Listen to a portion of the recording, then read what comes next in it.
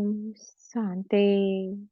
आज 24 जनवरी 2024 की साकार वाक्य। मीठे बाबा कहते, मीठे बच्चे, आत्म अभिमानी बनने की प्रैक्टिस करो तो विकारी ख्यालात उड़ जाएंगे। बाप की यादें रहेगी। आत्म आत्मा सतो प्रधान बन जाएगी। आज का प्रश्न है, मनुष्यों को दुनिया में किसी रास्ते का बिल्कुल ही पता नहीं है। उत्तर देते हैं बाबा, बाप से मिलने व जीवन मुक्ति प्राप्त करने के रास्ते का किसको भी पता नहीं है। सिर्फ शांति शांति करते रहते हैं, कॉन्फ्रेंस से करते रहते, जानते नहीं कि विश्व में शांति कब थी और कैसे हुई। तुम पूछ सकते हो कि आपने विश्व में शांति देखी है, शांति कैसे होती है। विश्व में शांति तो बापू द्वारा स्थापन हो रही है। तुम आकर समझो। ओम शांति। रूहानी बाप बैठ रूहानी बच्चों को समझाते हैं। पहले पहले तो यह दृष्टि पक्की करो कि हम आत्मा हैं। हम भाई भाई को देखते हैं।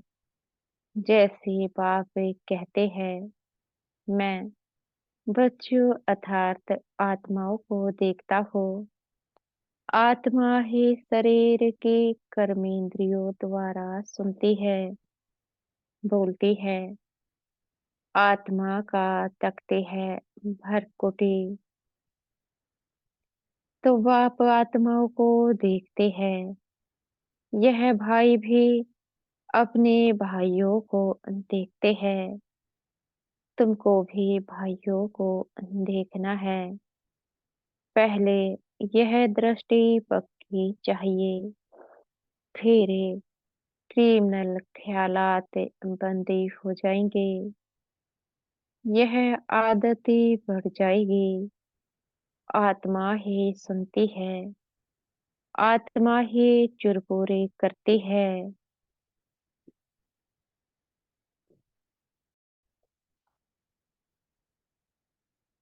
यह दृष्टि पक्की होने से और ख्याल सब उड़ जाएंगे। यह है नंबर 1 सब्जेक्ट। इसमें दैवी गुण भी ऑटोमेटिकली धारण होते रहेंगे। कर्मेंद्रिया चलायमान देह अभिमान में आने से ही होती है। देही अभिमानी बनने की बहुत कोशिश करो तो तुम्हारे में ताकत आएगी। सर्वशक्तिमान बाप की ताकत से ही आत्मा सतो प्रधान बनती है। बाप तो है ही सतो प्रधान। तो पहले पहले यह दृष्टि पक्की हो, तब समझे कि हम आत्म अभिमानी हैं। आत्म अभिमानी और देह अभिमानी में रात दिन का फर्क है। हम आत्माओं को अभी वापस से घर जाना है। आत्म अभिमानी बनने से ही हम पवित्र सतो प्रधान बनेंगे।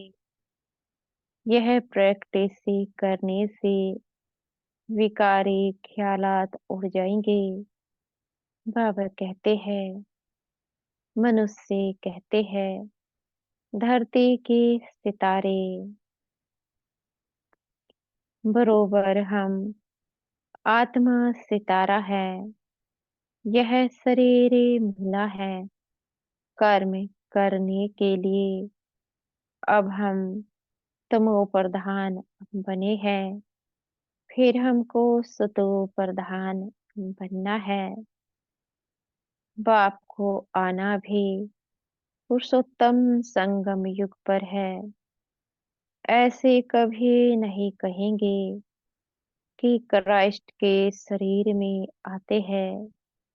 वह आते ही रजो प्रधान में है। कोई बुद्धि व क्राइस्ट के तन में भगवान आए, यह तो हो ना सके। वह आते ही एक ही बार है और आते हैं पुरानी दुनिया में नई दुनिया स्थापन करने। तमो प्रधान दुनिया को बदल सतो प्रधान बनाने। वह जरूर संगम पर आएंगे और कोई समय पर वह आ ना सके। उनको आकर नई दुनिया स्थापन करनी है। उनको कहा जाता है हेविनली घोड़े फादर। ड्रामा अनुसार संगम का भी नाम है। श्री कृष्ण को तो बाप व पतित पावन नहीं कहेंगे। उनकी महिमा बिल्कुल अलग है। बाबा समझाते रहते हैं, पहले पहले कोई को एम ऑब्जेक्ट समझाओ। भारत में लक्ष्मी नारायण का राज्य था, तो एक ही धर्म एक ही राज्य था। आदि सनातन देवी देवता धर्म था। एक ही अद्वैत धर्म था। हेवन स्थापन करना तो बाप का ही काम है। कैसे करते हैं वह भी क्लियर है। संगम पर ही बाप आकर समझाते हैं कि देह के सभी धर्म छोड़ अपने को आत्मा समझो। लक्ष्मी नारायण के चित्र पर ही सारी समझानी देनी है। शिव बाबा का चित्र भी है। महिमा वाला चित्र बहुत अच्छा बना हुआ है। यह है ही नर से नारायण बनने की सत्य कथा। राधे कृष्ण की कथा नहीं कहते हैं, सत्य नारायण की कथा। तुमको नर से नारायण बनाते हैं। पहले तो छोटा बच्चा होगा। छोटे बच्चे को नर नहीं कहा जाता है। नर नारायण नारी लक्ष्मी कहा जाता है। तुम बच्चों को ऐसे चित्र पर ही समझाना है। सन्यासी तो आदि सनातन देवी देवता धर्म की स्थापना कर ना सके। शंकराचार्य तो आते ही हैं रजो प्रधान के समय। वह राजयोग सिखा ना सके। बाप आती है संगम पर, कहते हैं बहुत जन्मों के अंत के भी अंत में मैं प्रवेश करता हूँ। ऊपर त्रिमूर्ति भी है। ब्रह्मा योग में बैठा है। शंकर की तो बातें ही अलग है। बैल पर सवारी हो ना सके। बाप को तो यहाँ आकर समझाना है। विनाश भी यहाँ ही होता है। लोग कहते हैं विश्व में शांति हो। बाबा कहते वह तो होने वाली है तब बुद्धि में आता है चित्रों पर तुम अच्छी तरह समझा सकते हो जो शिव की वा देवताओं की भक्ति करते हैं उनको समझाना है वह झटे मानेंगे बाकी नेचर व साइंस से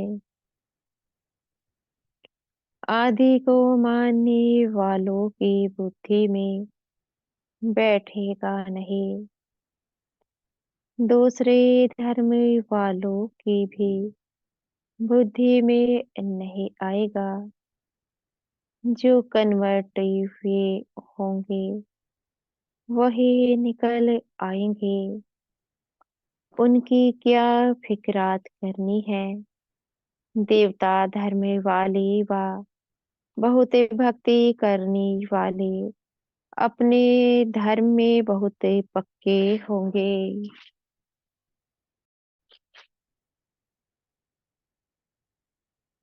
तो देवताओं के पुजारियों को समझाओ बड़े आदमी कभी आएंगे नहीं समझो बिरला है इतने मंदिर बनाते हैं उनके पास ज्ञान सुनने की फुर्सत ही कहाँ है सारा दिन बुद्धि धंधे में लगी रहती है पैसे बहुत मिलते हैं तो समझते हैं मंदिर बनाने से धन मिलता है यह देवताओं की कृपा है तुम्हारे पास कोई आए तो लक्ष्मी नारायण का चित्र उन्हें दिखाओ बोलो तुम विश्व में शांति चाहते हो तो विश्व में शांति का राज्य इस दुनिया में था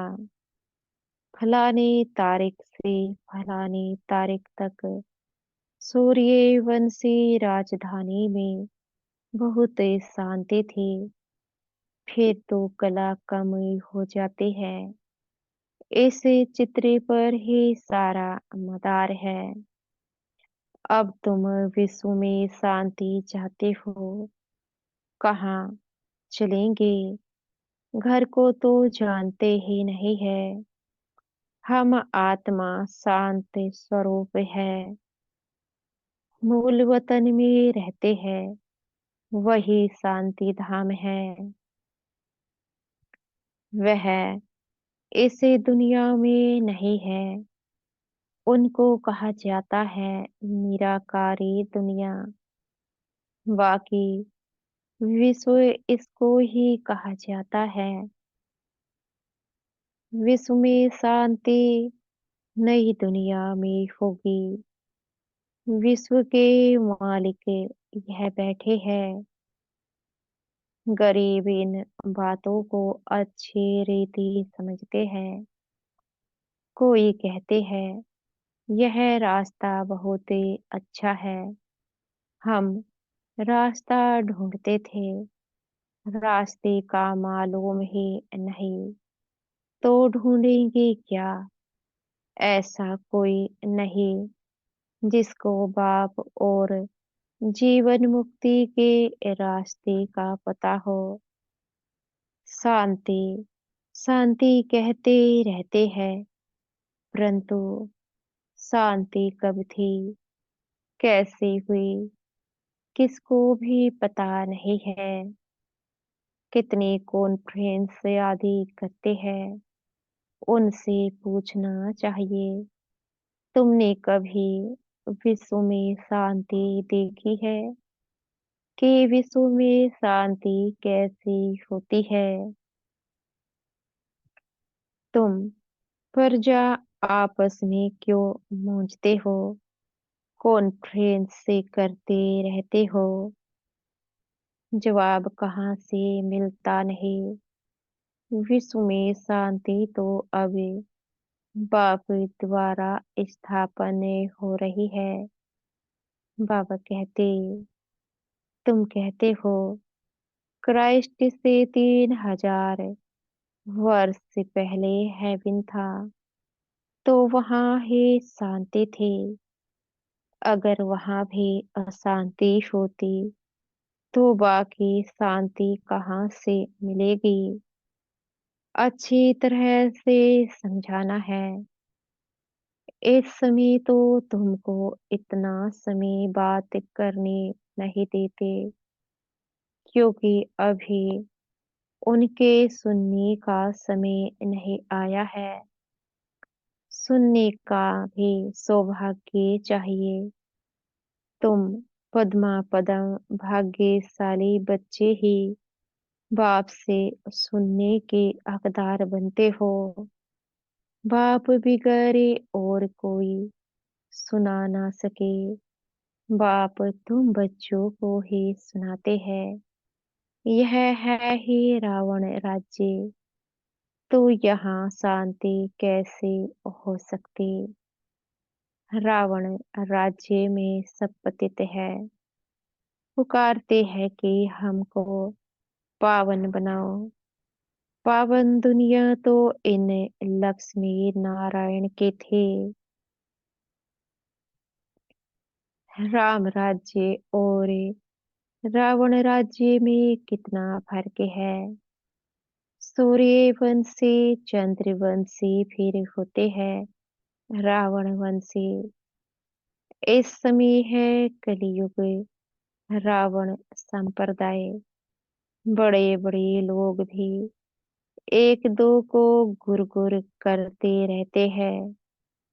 बहुत अहंकार है कि मैं फलाना हो। तो इस लक्ष्मी नारायण के चित्र पर समझाना बहुत ही सहज है। बोलो, इनके राज्य में ही विश्व में शांति थी। कोई और धर्म नहीं था। विश्व में शांति सो तो यहाँ ही होती है। तो मुख्य यह चित्र है।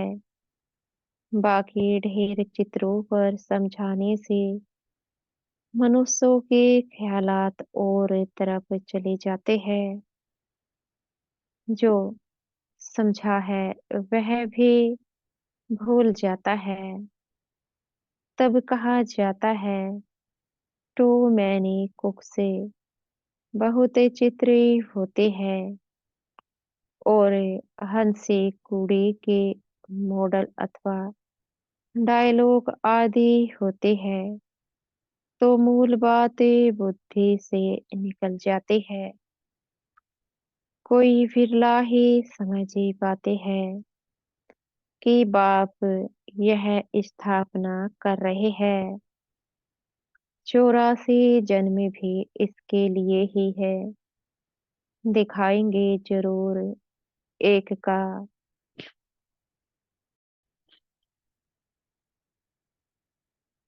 बाबा कहते 84 जन्म भी इसके लिए ही है। दिखाएंगे जरूर एक का। सबको कैसे रखेंगे? शास्त्रों में भी एक अर्जुन का नाम रखा है ना। स्कूल में मास्टर एक को थोड़े ही पढ़ाएंगे। यह भी स्कूल है। यह तुम्हारे बैच भी बहुत काम कर सकते हैं। यह सबसे अच्छा है। पहले शिव बाबा के चित्र के सामने लाना चाहिए और फिर लक्ष्मी नारायण के चित्र के आगे। तुम शांति मांगते हो।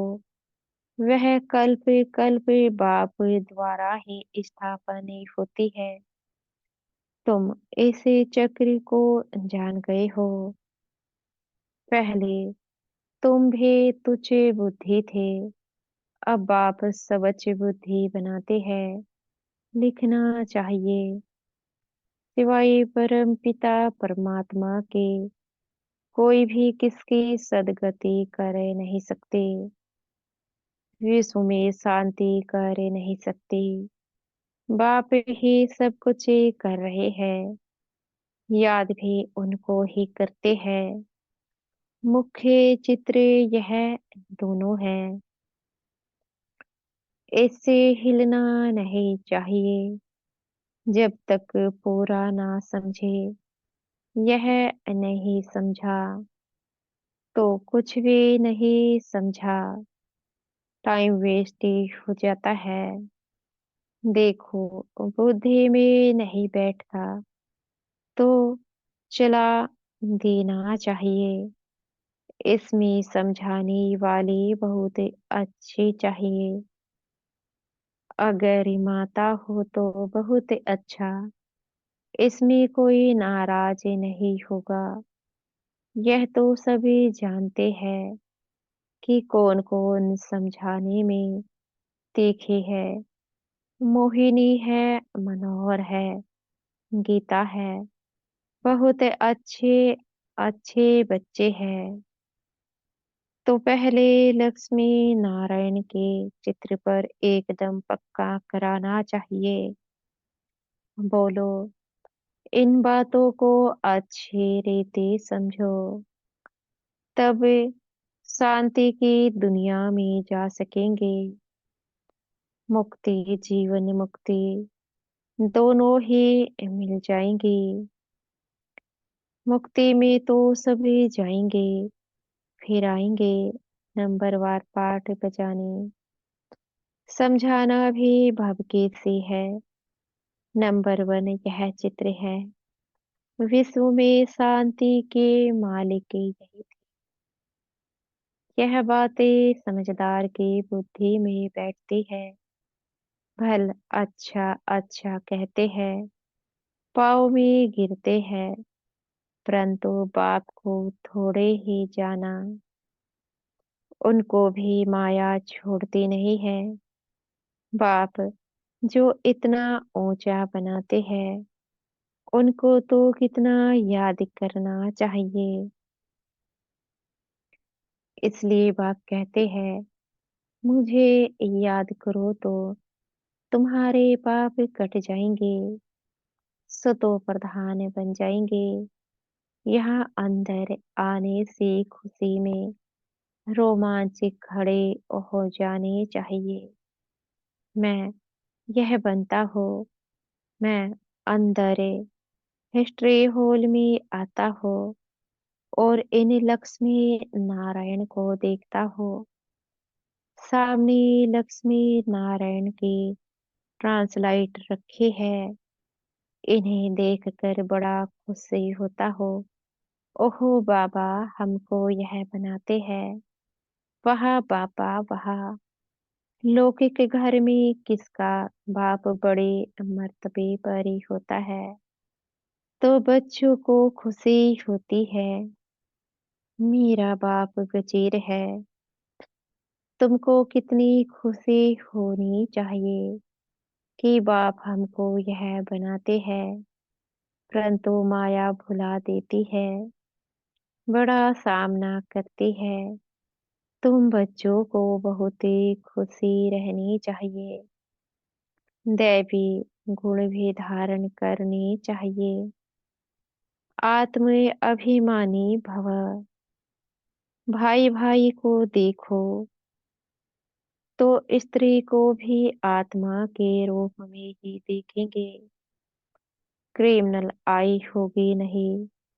मनसा तूफान तब आते हैं जब तुम भाई भाई की दृष्टि से नहीं देखते हो।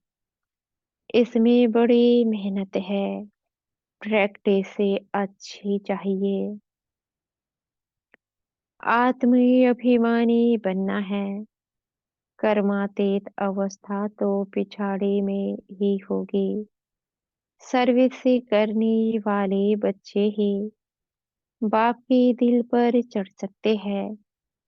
भल देरी से आते हैं, वह भी गैलप कर सकते हैं, देखे जा सकते हैं।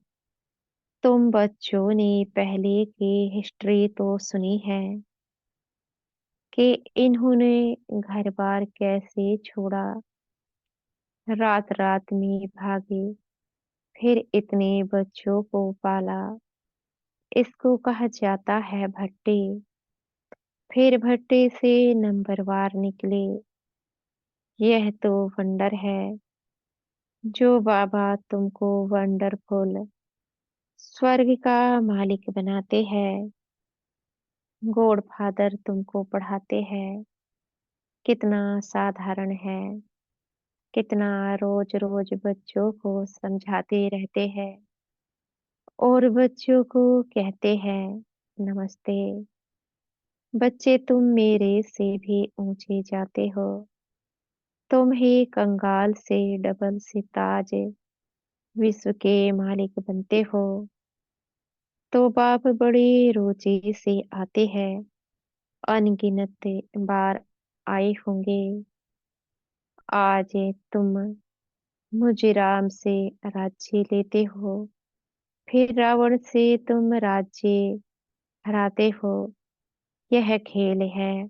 अच्छा, मीठे मीठे लगे सितारों प्रति माता पिता बाप दादा का याद प्यार और गुड मॉर्निंग। रूहानी बाप की रूहानी बच्चों को नमस्ते। हम बच्चों की भी मीठे प्यारे बाप दादा को याद प्यार गुड मॉर्निंग और नमस्ते। धारणा के लिए मुख्य सार है। पहला पॉइंट है, आत्मा को सतो प्रधान बनाने के लिए एक सर्वशक्तिमान बाप से ताकत लेनी है। देही अभिमानी बनने का पुरुषार्थ करो। हम आत्मा भाई भाई है। यह प्रैक्टिस निरंतर करते रहो।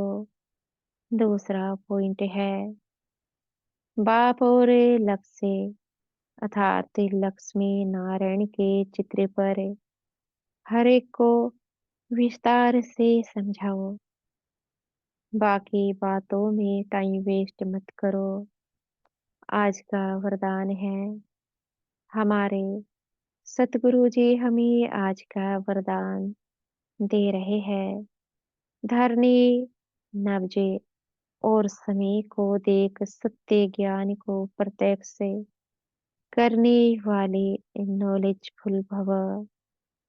बाप का यह नया ज्ञान सत्य ज्ञान है। इस नए ज्ञान से ही नई दुनिया स्थापन होती है। यह अथॉरिटी और नशा स्वरूप में इमर्ज हो, लेकिन इसका अर्थ यह नहीं कि आते ही किसी को नए ज्ञान की नई बातें सुनाकर मुझा दो। धरनी नब्जे और समय पर देख कर के ज्ञान देना, यह नॉलेजफुल की निशानी है। आत्मा की इच्छा देखो, नब्जे देखो, धरनी बनाओ, लेकिन अंदर सत्यता के निर्भयता की शक्ति जरूर हो। तब सत्य ज्ञान को प्रत्यक्ष से कर सकेंगे। आज का स्लोगन है, मेरा कहना माना, छोटी बात को बड़ी बनाना। तेरा कहना माना, पहाड़ जैसी बात को रूई बना देना। अव्यक्ति साइलेंस से द्वारा डबल लाइट फरिश्ता स्थिति का अनुभव करो। जिम्मेवारी को निभाना यह भी आवश्यक है, लेकिन जितनी बड़ी जिम्मेवारी उतना ही डबल लाइट जिम्मेवारी निभाते हुए जिम्मेवारी के बोझ से न्यारे रहो। इसको कहते हैं बाप का प्यारा। घबराओ नहीं, क्या करो, बहुत जिम्मेवारी है। यह करूँ वा नहीं, यह तो बड़ा मुश्किल है। यह महसूसता अर्थात बोझ है। डबल लाइट अर्थात इससे भी न्यारा। कोई भी जिम्मेवारी के कर्म की हलचल का बोझ न हो। अच्छा, ओम शांति। शुक्रिया हमारे मीठे प्यारे बाप दादा का। मीठे टीचर जी व मीठे सतगुरु जी का आपका बेहद का शुक्रिया। ओम शांति।